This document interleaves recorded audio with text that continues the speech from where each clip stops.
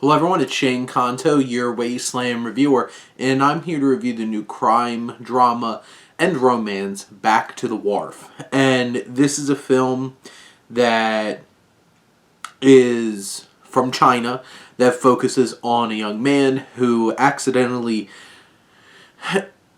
kills somebody when he's trying to get into somebody else's house, gets into the wrong house, is mistaken for a burglar, and then an altercation happens leading to the death of the owner of this house.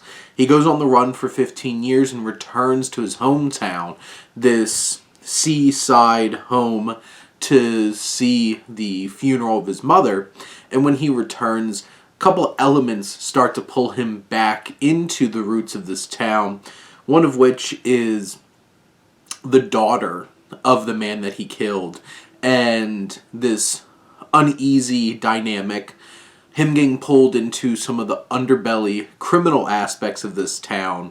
But more importantly, and what I feel like is the real anchoring force of this film, is a romance that begins to bud between him and a former classmate. And at the heart of it, Yu Zhang, who plays our lead character, he is very cold and distant, and his performance reflects that. It's muted. You don't really see him interacting a whole lot.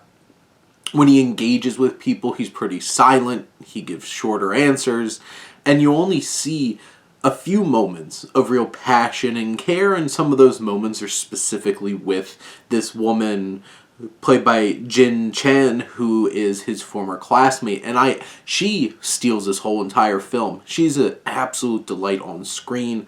She is extremely charismatic and really pulls you in, engages you. Every scene she's on the screen, whether it's her getting a little too drunk and singing at an event, or when they get intimate and having this very powerful emotional connection. And this relationship's really at the core of the film, and it's built around tragedy.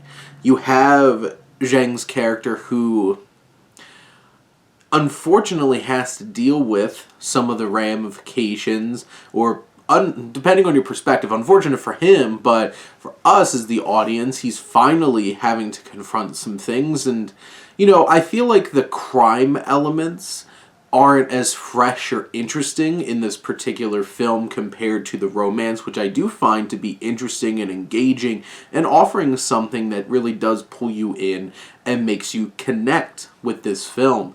From the crime elements, I do think they're pretty by the numbers. You have this eccentric criminal boss that tries to pull Zhang's character into the fold, and there are some shocking moments in terms of what winds up happening, and this really is a film about tragedy and answering for your actions, those consequences.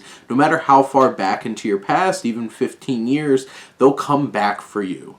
And I feel like Zhaofeng Li, who directed this film, really brings that out. This is a well-directed film. It's a well-paced film. There's a lot of great energy in particular scenes throughout. And Xin Yu, who wrote the screenplay, really capitalizes especially on the romance here, and is also able to deliver some interesting and pretty shocking moments to try to shake up some of the more by-the-numbers painted elements when it comes to the crimes. And in the end, this might be flawed. Some elements might not reach to the same heights as others, but as a tragic romance, this film really works, and I really fell for this main couple that we see come together throughout this film, really anchored by the performance that we see from this former classmate who really pops on the screen. And when it comes to the end, I do think this film has a lot going for it and is definitely worth a watch when it comes out on VOD. But those are my thoughts on Back to the Wharf. Let me know what you think, and let's talk some movies. But thank you as always for tuning in and supporting your Wasteland reviewer.